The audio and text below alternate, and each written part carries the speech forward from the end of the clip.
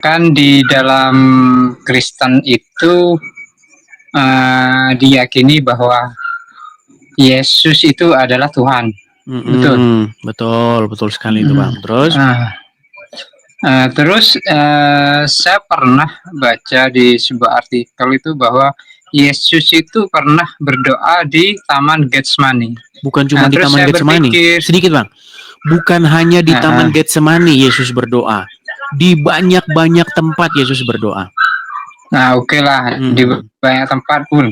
Jadi artinya ketika orang-orang Kristen itu menuhankan Yesus, saya berpikir, lah Tuhan kok berdoa begitu.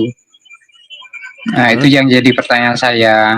Artinya kan ada tolak ukur yang dimana membuat banyak bimbang lah, terutama orang-orang Muslim lah ya. Kok Tuhan kok berdoa? Apakah betul Yesus itu Tuhan? Kan begitu. Itu. Baik. Ya, gini Bang. Kalau kita mau belajar dengan baik, sebenarnya ini pertanyaan sudah saya jawab lama dan sangat mudah dimengerti, begitu ya Bang ya. Jadi begini Bang. Yesus itu Tuhan bukan berarti Yesus itu adalah Bapa di surga. Halo ya. Iya, Yesus berdoa kepada siapa? Yesus berdoa kepada Bapa yang di surga. Dan Yesus bukan hanya berdoa saja di Taman Getsemani saja. Dia banyak berdoa di tempat-tempat lain. Ketika di kuburnya Lazarus, Yesus berdoa juga. Ketika di banyak tempat lah Yesus berdoa. Ketika Yesus naik ke sebuah gunung, Yesus juga berdoa. Di banyak tempat Yesus berdoa. Nah, Yesus itu Tuhan bukan berarti Yesus itu Bapa di surga, seperti itu. Nah, terus yang jadi pertanyaan saya adalah ini tentang konsep Tritunggal, katanya bukan, sebentar dulu, itu dulu, tenang dulu, itu dulu, sabar, tenang. Apakah Anda sudah mengerti itu atau belum? Makanya itu saya belum paham gitu loh. Soalnya ketika saya dengar konsep Tritunggal, ketika Bapa dan Yesus artinya satu kan begitu. Ketika satu, kenapa harus berdoa kepada Bapa gitu?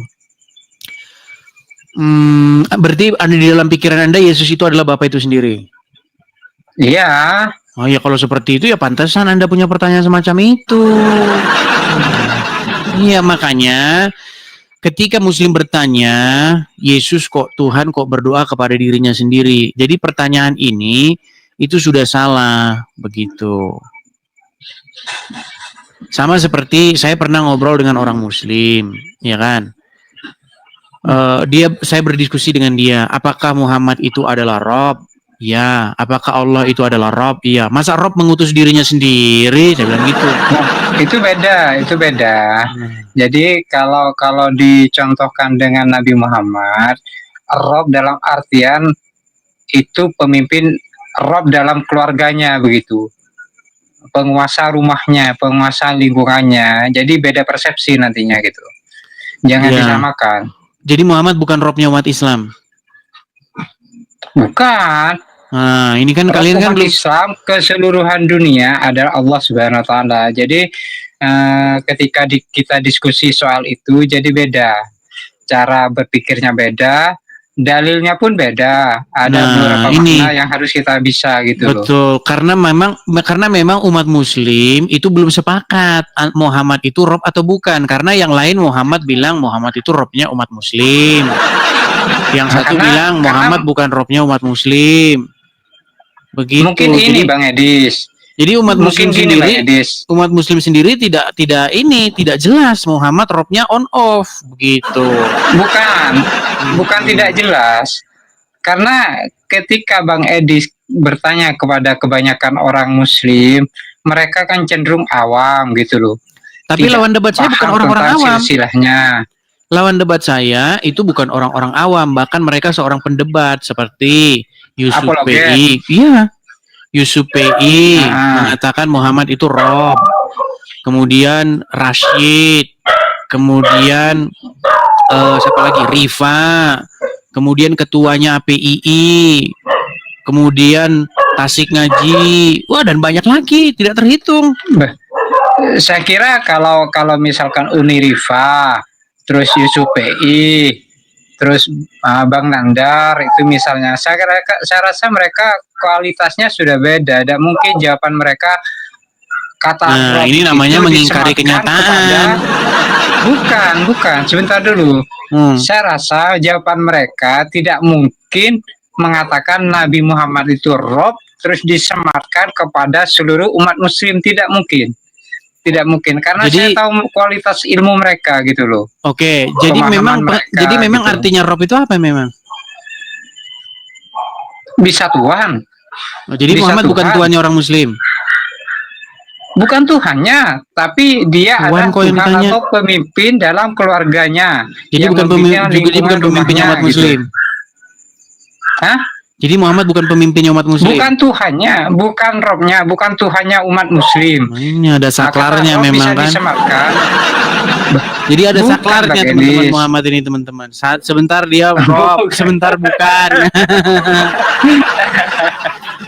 bukan ya, begitu. Tapi itulah intinya. Maksud saya begini, Bang.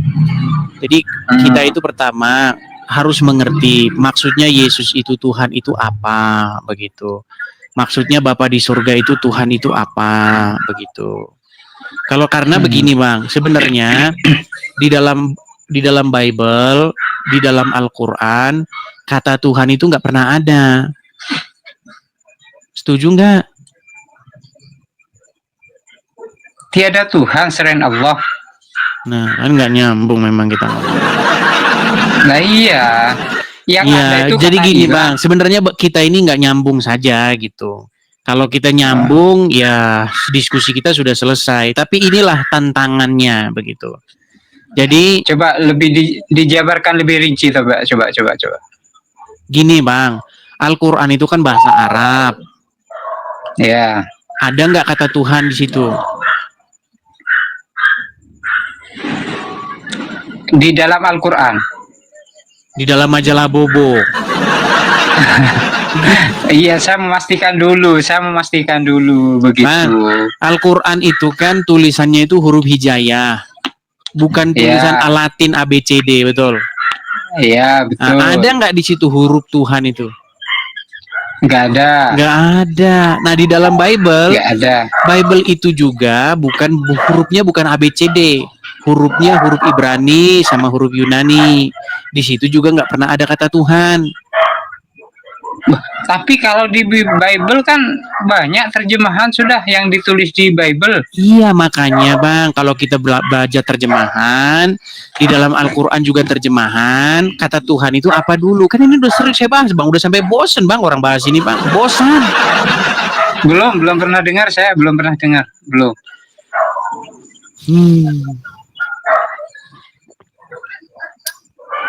Jadi begini ya, kalau kita mau belajar sungguh-sungguh, kita itu harus mengerti sebuah pengertian dulu, begitu. Di dalam Al-Quran, makasih GT, makasih. Di dalam Al-Quran, ya Bang Amir, itu berisik sekali, banyak anjing. Ini jangan banyak orang mengira Anda Kristen ini. Bukan, saya Islam. Coba kami pengen dengar dulu, coba Anda membacakan doa-doa sholat, coba. Nggak usah baca surat Ar-Rahman sekalian yang panjang. Silakan. Saya bacakan surat Ar-Rahman, silakan. Bismillahirrahmanirrahim. Ar-Rahman 'allamal Qur'an, khalaqal insan, 'allamahul bayan, asy-syamsu wal qamaru bihusban. Stop. Oke, udah pasti muslim. Ya. Stop. Yang bagian terakhir tadi apa? Yang barusan Anda baca, bagian terakhir? Lupa. Ketika berurutan tadi terakhir lupa. Ketika di stop lupa. Artinya? Lupa. Artinya? Hah? Artinya? Nggak tahu. Saya tidak menghafal artinya. Bukan tidak menghafal, artinya apa? belum saya Tidak belajar, belum, tahu. tidak semuanya, tidak semuanya. Wal Qur'an hamal insan amal bayan Udah. Tapi minimal hafal dulu gitu. yang artinya Malah ngolok.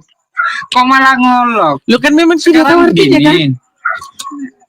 Betul. Tapi bukan cuma sekedar saya. Sekarang pun saya misalkan tanya ke Bang Edis. Misalkan saya tanya, apakah orang Kristen, katanya Bang Edis tahu bahwa Alkitab atau Bible itu bahasanya apa? Ibrani ya? Ada 3 bahasa di dalam Bible itu. Bahasa Ibrani, bahasa Aram, dan juga bahasa Yunani. Anggaplah ketiganya itu. Apakah orang kebanyakan Indonesia ini, yang orang Kristen, bisa membaca itu atau menghafal itu? Saya rasa berat kan? Memang berat. Mayoritas kita tidak. ini. Mayoritas tidak, saya rasa orang Kristen itu, iya. Bang Amir, yang kita permasalahkan itu bukan kemampuan membaca huruf Arab dan huruf Ibrani. Nah, terus? Ya Tuhan. Terus artinya gitu. Yang kita bahas itu adalah, Anda tadi kan mengucapkan bahasa Arab. Ya. Coba ulangi. Ar-Rahman. Ya, cuma saya harus buka kitab dulu kalau baca artinya. Iya, tetapi Anda tidak mengerti artinya kan? Belum mengerti. Iya, artinya ketika umat muslim membaca Al-Quran, mereka tidak tahu apa yang dibacanya. Mereka hanya mengucapkan huruf-huruf Arab. Kemudian Anda berkata, emangnya orang Kristen bisa baca Ibrani? Loh, memangnya kita lagi challenge membaca huruf Ibrani atau huruf Arab? Bukan itu. Challenge-nya adalah apakah Anda mengerti apa yang Anda baca? Itu loh. Saya paham, itu intinya. Intinya kita diskusinya nggak pernah nyambung kalau begini caranya. Oke, kembali ke tema awal tadi. Oke, gimana? Kan umat muslim itu kan sering bingung begini. Yesus kan Tuhan, ya. Bapa di surga kan Tuhan, ya. Loh, kok Tuhan kok berdoa kepada Tuhan? Nah, kan lucu. Berarti Yesus bukan Tuhan, kan gitu. Oh iya, utusan. Iya, makanya yang saya maksudkan begini. Diskusi itu menjadi buntu ketika seseorang itu sudah memiliki pemahaman yang salah dulu tentang apa itu Tuhan. Begitu. Emangnya kata Tuhan itu di dalam Al-Quran itu apa sih? Kata Tuhan di dalam Al-Quran itu apa emangnya? Tidak ada kata Tuhan dalam Al-Quran. Iya, di mana itu kan ada kata Tuhan? Iya, maksudnya di dalam terjemahan Al-Quran kan ada kata Tuhan. Tidak ada Tuhan selain Allah, terjemahannya begitu. Berat ini, berat. Gini loh, kalau misalnya Quran diterjemahkan ke dalam bahasa Indonesia, muncul nggak di situ kata Tuhan? Ada. Nah, itu diterjemahkan dari kata apa? Bahasa Arab ke Indonesia? Iya, kata bahasa Arabnya itu apa yang diterjemahkan jadi Tuhan itu? Ilah. Oke, ilah. Terus satu lagi? Ya ilah. Oke, mana lagi? Oke, misalnya ketika kamu mengucapkan Al-Fatihah, Alhamdulillahirabbil alamin. Coba terjemahin bahasa Indonesia. Segala puji bagi Allah. Segala puji bagi Tuhan semesta alam. Kok bagi Allah sih? Oke, Hirabbil alamin itu bahasa Indonesianya gitu. Apa? Hirabbil alamin bahasa Indonesianya apa? Alhamdulillahirabbil alamin. Itu. Akab. Rabbil alamin itu kalau diterjemahkan dalam bahasa Indonesia apa? Rabbil alamin, Allah penguasa isi dunia ini. Rob itu kan Allah. Bukan, maksud saya bahasa Indonesianya. Oke lah, mungkin saya ganti dulu ya. Soalnya nggak nyambung, Bang. Kita kalau ngobrol nggak nyambung tuh ya pusing, Bang. Gitu, ya. Ya sudah, oke. Oke, baik. Selamat malam. Bang Edi kabur. Kok kabur? Masalahnya teman-teman, tema ini kan sudah basi. Tapi begitu saya bilang teman-teman, yang dipermasalahkan Islam itu dari zaman dulu sampai zaman sekarang ya cuman itu saja. Cuman itu. Tuhan kok berdoa kepada Tuhan. Tuhan kok nyusu. Tuhan kok makan. Tuhan kok mati. Yang dibahas orang Islam cuman itu kok. Iya, cuman itu. Tidak ada yang lain daripada situ. Kalau ngomong sama orang Islam yang rumit-rumit, mereka tidak akan nyambung. Tidak akan nyambung. Saya sudah pengalaman teman-teman. Mereka ini adalah orang-orang yang berpikir sangat-sangat sederhana. Seperti itu. Bagaimana Tuhan kok makan? Tuhan kok manusia? Cuman itu aja. Seperti itu teman-teman. Ayo silakan. Kalau bahas yang kayak begitu mereka senang gitu.